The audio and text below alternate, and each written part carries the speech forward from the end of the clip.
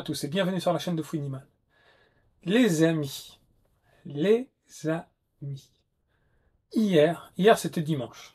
Bon, je sais pas quand est-ce que je vais publier la vidéo, ça sera peut-être lundi, mardi, peu importe. Et j'ai vu un reportage qui m'a interpellé. Je vais pas dire passionné, c'est pas le bon mot. Interpellé. Du coup, j'ai pris le temps de regarder au moins un morceau. Il était en deux parties, la deuxième partie m'intéressait, je la regarderai plus tard. C'était sur Vinted, les amis. Sur les bots Vinted et sur la mentalité des gens sur Vinted. Ouf, tellement de choses à dire, les gars. On va commencer peut-être par le gros fil conducteur. Bon, il y avait plusieurs analyses sur Vinted. Il y en avait une de deux jeunes, vraiment jeunes, je sais pas, entre 20 et 30 ans, qui gagnent leur argent, qui gagnent leur vie plutôt. Voilà, je dois utiliser les bons mots. Qui gagnent leur vie en achetant sur Vinted et en revendant sur Vinted. Ils guettent, ils achètent et ils revendent. En règle générale, ils disaient en revendre 4 fois plus cher. Alors vous allez vous dire, mais c'est un travail monstrueux. Mais en fait, ils ont une facilité. C'est qu'en fait, ils ont pris un abonnement qui paye 100 balles par mois. 100 balles apparemment, c'est clairement pas le plus cher. Ils ont pris un bot qui est programmé pour travailler à leur place sur Vinted. Donc le bot, il fonctionne de la façon suivante. On doit mettre des prérequis.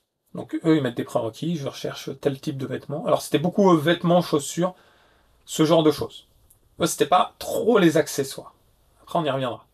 Mais en gros, c'est principalement les vêtements, la sape, chaussures, casquettes, ce genre de choses. Donc ils mettent les critères, l'état, etc., la gamme de prix. Et surtout, ils comparent les prix. En fait, le bot compare, par exemple, un article, deux articles semblables, même marque, même chose. Il va regarder le moins cher et en tenant compte de l'état, etc. Donc finalement, dès que l'annonce sort à l'analyser, comparé aux autres, etc., si le bot juge que c'est très pertinent par rapport à tous les critères mis en place, il l'achète. Et j'allais dire le professionnel, le mec qui s'est déclaré en tant que professionnel, décide de valider ou pas. Je valide ou pas. Généralement, il valide parce que le bot travaille mieux que lui. Ce qui prendrait un temps fou à une personne d'aller comparer les annonces, il passe à côté de certaines annonces, il regarde les prix, ce qui pourrait prendre 1 heure par article, voire plus, c'est fait en quelques secondes. Mais dès que les articles sortent, donc non seulement d'un point de vue dynamisme, il bat tous les autres, tous les humains, et également d'un point de vue comparaison, et en gagne un temps fou. Donc le mec, il fait ça à tout va, il achète, il achète, il achète, il achète, il achète. Très rare, hein, apparemment, où il ne valide pas l'achat du bot.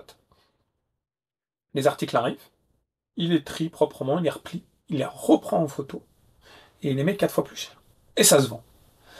Là, il expliquait que sur Vinted uniquement, et j'imagine qu'il a plein d'autres plateformes de vente, hein, on va y venir, sur Vinted uniquement, il avait 65 000 euros de chiffre d'affaires cette année-là.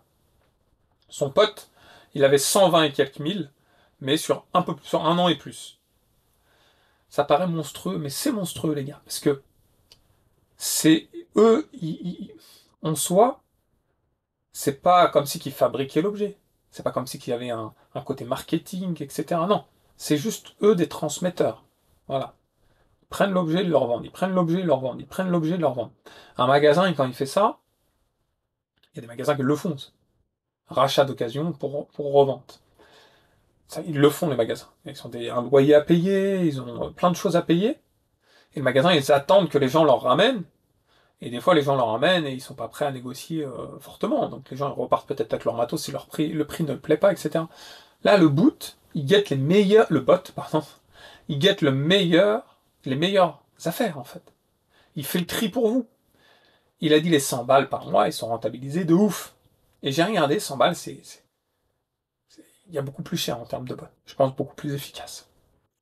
Mais c'était pour mesurer un peu l'ampleur de la situation. Et j'avais déjà quelques connaissances qui m'ont dit, mais moi aussi, moi j'ai un bot Vinted pour le rétro gaming. J'en ai un, et il est efficace. Comment vous voulez rivaliser, les gars, face à un bot? C'est certainement la perfection, le perfectionnement plutôt des bots, qui fait qu'on remarque de moins en moins de bonnes affaires, en fait. Je pense que c'est aussi étroitement lié. Il expliquait également, et là j'ai trouvé vraiment la situation ironique. Ils ont acheté à un moment donné un gros paquet de shorts jean Levi's. Un paquet condensé, vous savez, les machines qui compressent la... Je sais plus combien il y avait de shorts jean dedans, mais pas mal. Il a payé, je crois, 600 euros. Et il expliquait que 600 euros, c'était pas trop cher, puisqu'il revendait à la pièce. Et qu'il se faisait des gros bénéfices. Les journalistes ont indirectement demandé d'où ça provenait. Il a dit, je ne vais pas vous donner mes sources. Ça provient d'un grossiste en France, mais je ne peux pas vous donner mes sources, sinon tout le monde va le faire. Et j'aurai trop de compétition. Du coup, les journalistes, eux, ils se sont intéressés à la source. Ils se sont dit, mais le grossiste en France, il achète bien quelque part. Et du coup, ils sont partis. Ils sont partis observer où ça se situait. C'était en Thaïlande, je crois, ou au Vietnam, je sais plus. Un énorme entrepôt dans lequel il y avait, je sais pas, des milliers, des milliers et des milliers de paquets comme ça, de vêtements de tout genre. Donc leur taf à eux, c'est de compacter et de vendre à l'étranger via des conteneurs, etc. Le mec, il expliquait que ça fonctionnait bien, que en soi le business était fructifiant pour ceux qui vivaient à l'étranger et qui avaient le moyen de payer le déplacement.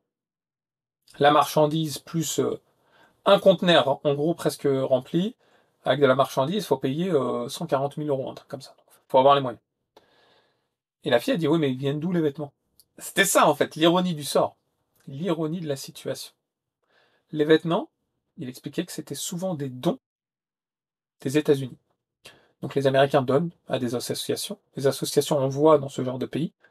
Arrivé dans ce genre de pays, il y a un tri qui est effectué. Vêtements d'occasion, vêtements plutôt propres, etc.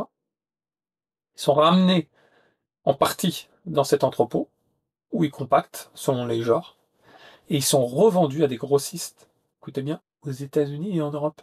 Ça veut dire que les États-Unis donnent pour les réacheter derrière.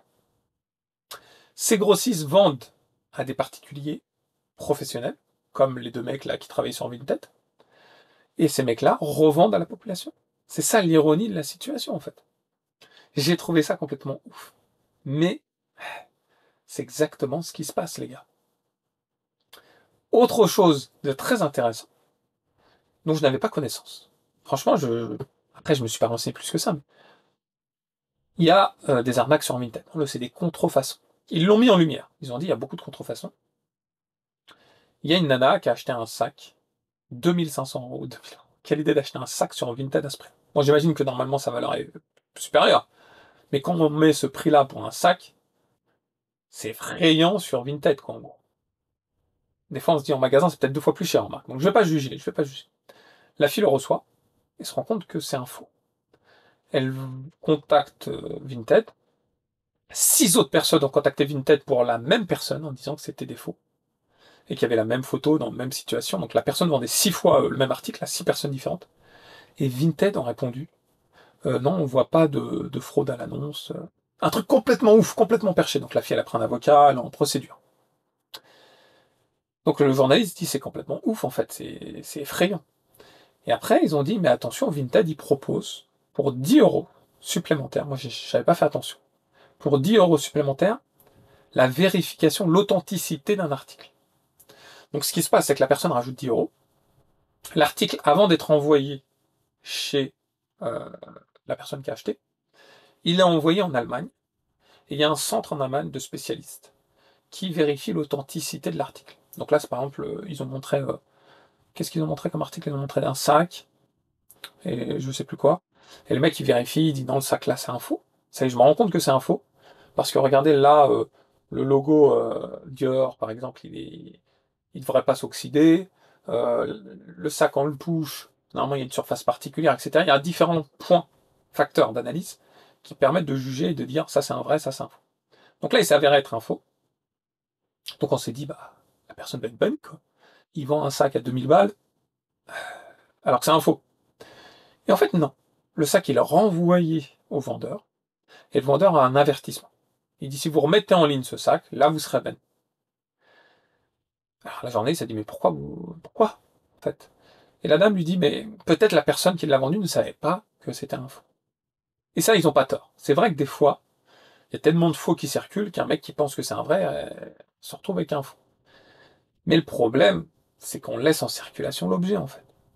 Oui, la personne, elle ne savait pas, mais à un moment donné, il faut bien que ça se stoppe. C'est quand même assez effrayant, la situation. Je me pose la question, est-ce que pour le jeu vidéo, on achète un jeu Neo Geo, est-ce qu'on veut savoir si c'est un vrai ou un faux? Est-ce qu'on peut l'envoyer aussi en Allemagne? Est-ce qu'ils seront capables de juger? Est-ce qu'ils seront capables d'ouvrir la cartouche sans déchirer le sticker, etc. Mais après, s'ils le font et que ça s'abîme, c'est plus de notre responsabilité. Est-ce que ça s'applique pour le jeu vidéo aussi, les 10 balles là? Ça se tombe, c'est que pour les vêtements, j'en sais rien. Ah oui, par contre, c'était que pour les articles supérieurs à 100 euros. Ça y est, j'ai un flash là. C'est que pour les articles supérieurs à 100 euros. Donc un mec qui va acheter un jeu vidéo à 500 balles, il peut se dire est-ce que c'est un vrai, est-ce que c'est un faux? Je l'envoie en Allemagne. Je pense, hein. Il le vérifie, je sais pas comment. Ils ont peut-être un spécialiste pour l'électronique. Il a envoyé en France. Moi, j'ai trouvé quand même euh, le reportage intéressant euh, de plusieurs points de vue. On va y venir. Après, il y avait une deuxième partie sur les cash, les magasins cash. En gros, c'était le marché de l'occasion qui permet de s'enrichir, de devenir millionnaire. Ils n'ont pas tort. Ils n'ont clairement pas tort. Je m'en suis rendu compte de par les vêtements. Les gens achètent tout le temps des vêtements.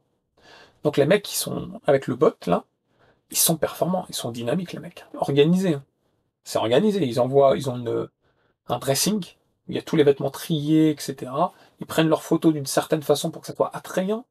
Ils envoient tous les colis au même moment pour économiser les frais d'essence, les bidules chouettes. Je pense qu'ils font plein de ventes au black, c'est sûr et certain. Ils font des ventes sur d'autres plateformes, peut-être ils créent plusieurs comptes, même si c'est interdit. Ils l'ont expliqué ça dans le truc interdiction de créer plusieurs comptes Vinted. C'est pour ça que la fille, elle était folle de se dire, mais attendez, Vinted, ils sont fous. Mais ça rejoint ce que j'avais expliqué là avec l'histoire de François. Vinted, des fois, ils sont perchés en fait. Et ça fait peur en fait. C'est effrayant. Des fois, ils vont nous bannir. J'ai mis Assassin's Creed sur Wii U en vente. Ils ont failli me bannir carton jaune en disant la prochaine fois que ça se reproduit, on retire votre compte. Et à côté de ça, la fille, elle achète un sac à 2500 balles qui est faux. Là, il n'y a pas de souci. C'est effrayant, moi je vous le dis. Mais si on mesure la situation, parce que la situation, il faut la mesurer, c'est devenu un gros business. Ça permet à des individus de pouvoir passer par un bot qui fait le travail pour eux. C'est-à-dire, on a plus cette technicité, ce skill de l'individu à dénicher les bonnes affaires. Je cherche, j'analyse, ça c'est intéressant, je prends, je vais regarder. Ce travail de sable qu'on pouvait dire, lui il est fort. Ouais, ok, il a réussi à faire plein de coups de fusil, mais il est fort le gars. Il n'y a plus de ça. Et le mec, il paye, et c'est le bot qui le fait pour lui. Travail, le bot il est performant. Le mec il reçoit et on revend derrière. Au pire des cas, vu que le bot il a fait une bonne affaire, parce qu'il l'a programmé ainsi, si l'article met du temps à se vendre, ou s'il se vend le prix de l'article au bout de X temps, il n'a pas perdu d'argent. En fait, il le voit comme ça, sur la quantité. Ils avaient vraiment un dressing rempli. Je me dis que dans le jeu vidéo, c'est sûr que ça existe. C'est sûr qu'il y a plein de mecs qui ont des bots, qui achètent à tout va, qui stockent dans une pièce chez eux, et qui revendent sans se presser, tranquillement. Je pense qu'il y a un certain, on va dire, aspect financier qui rentre en considération. Peut-être ils se disent, je vais acheter pour 2000 euros de marchandises par mois, j'excède pas ça. Ou alors j'excède si les ventes sont performantes dans ce mois-là. Je sais pas, il achète pour 2000 euros, il vend pour 7000 euros. Là, il peut se dire, je vais augmenter. Passer à 3000 ou 4000. Je pense qu'il fonctionne un peu comme ça. Les mecs qui doivent débuter, ils doivent commencer avec 300, 400 balles. Ils attendent d'en avoir un peu plus, ils réinvestissent petit à petit, c'est comme les maisons, dans l'immobilier. Ça s'agrandit, après ça tourne tout seul. Et plus tu auras de stock et de vente, plus tu pourras être patient pour vendre, parce que tu n'auras plus besoin de ce côté pécunier pour vivre. Ça y est, déjà engendrant en bénéfice suffisamment pour pouvoir être de plus en plus patient. Plus tu es patient, plus ça se vend cher. Donc en fait, plus tu t'enrichis, plus tu deviens riche. C'est la situation réelle. Est-ce que c'est effrayant? Oui. Est-ce qu'ils ont tort de le faire? Bah, ils font ce qu'ils veulent en fait. Ils vivent avec la technologie du moment, ils vivent en 2024. C'est plutôt moi qui vis dans le passé. à être encore en galère sur la technologie. Vous savez, avec ChatGPT, avec les bots, avec tout ça, c'est un peu l'avenir. Donc vivre dans l'air de son temps, c'est être le plus proche de la réalité. Alors, est-ce que je fais de la philosophie en disant ça? Non, malheureusement. Malheureusement, il n'y a pas d'utopie dans la situation. Il n'y a qu'une réalité. Est-ce que je vais prendre un bot? C'est la question qu'on peut se poser. Est-ce que Fouini va prendre un bot? Je vais pas payer 100 balles pour un bot. Ça, je vous le dis. Mais on le sait tous, que la technologie s'avance. La technologie fait que bientôt il y aura des bots quasiment gratuits. Il y en a peut-être déjà. Mais des bots performants gratuits, je sais pas. Spécialisés pour chaque site, ça c'est plus compliqué. Mais les prix descendront. Vous savez, comme toute chose, hein, quand la téléphonie est sortie, portable, les prix étaient stratosphériques en termes d'abonnement. Ça a diminué drastiquement.